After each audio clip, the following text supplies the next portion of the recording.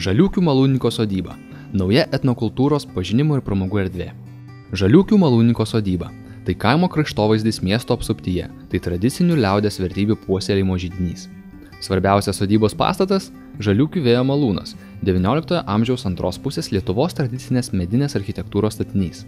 Malūno konstrukcijos ir technologinė įranga yra reikšmingas vietos meistrų inžinerinių sprendimų palikimas. Virš 130 metų skaičiuojantis malūnas yra pirmasis Lietuvoje grūdų apdirbimo istorijos muziejus. Vėjo malūnas iki Antrojo pasaulinio karo buvo naudojamas pagal tikrąją paskirtį, tai yra grūdams malti.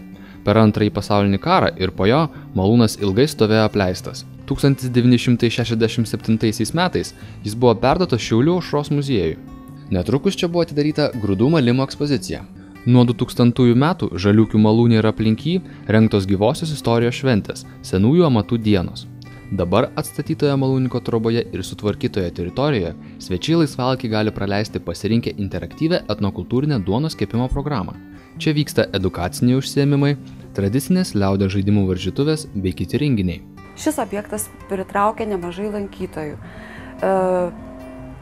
Vykstančios šventės, edukacinės programos, įvairūs renginiai sulaukia ir šiauliečių, ir miesto svečių dėmesio.